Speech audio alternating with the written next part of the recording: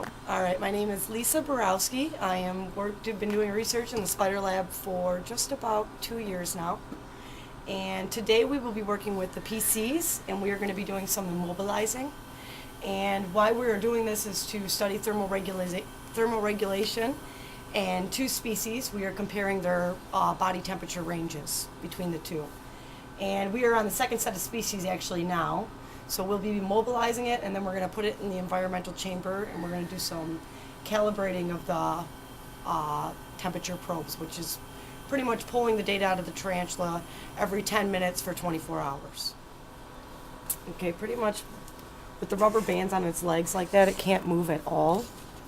And we are going to poke it with a needle and insert a wire into it, and the wire is going to be hooked up to a thermocouple probe eventually, and that's going to be pulling the temperatures, and then we load it on the computer later.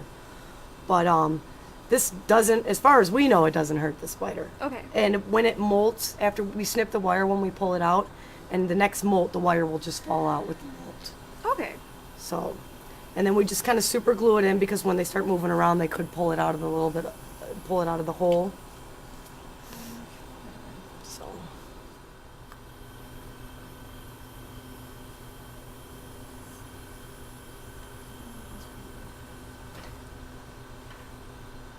Should I dab it?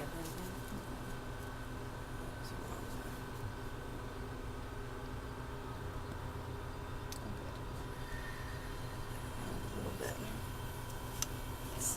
Is that blood? Yeah, dab a little. Go from the bottom, get it in from the bottom, please, so it doesn't get, there we go. Yeah, that's nice. There. There you go.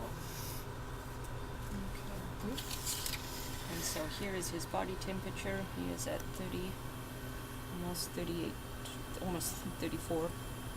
Almost 34? Yep, here he is. Okay. Not 30, 74. 74? Sorry. Is I was that gonna say he's rather cold. Yeah. is that a normal body temperature for spiders? 74 degrees? They don't have a body temperature. Really? They have, so it's not like we do. Remember, they are ectotherms. Mm-hmm. So they obtain their temperature from the environment. So the room is approximately 74 degrees, so he is 74 degrees. Okay.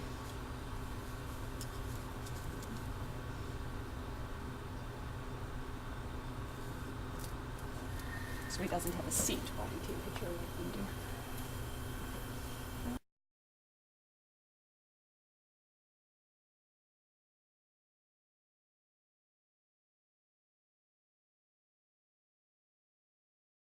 All right, so we just pulled this PC out of the chamber, and it's a feisty one. It actually ripped the wire out, which we've been having a problem with these ones because they're very active.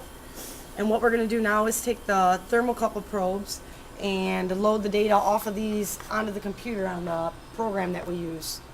And it will actually show the body temperature range of the tarantula over a 24-hour period, and you'll be able to see in a graph the actual temperature range that it went through the whole time being in the chamber.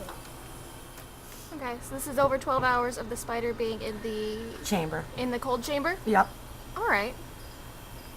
So why does it spike up at the end there? Is that probably... I think that the reason for this spike is that this is, we try to let them sit in the chamber for an hour before we start pulling data. So I put them in there at 1600. So right about here, we'll probably consider from here to here the good data. Okay. Because you'd like them just to kind of, I guess you would say, acclimate in there for a little bit, get comfortable with being in there.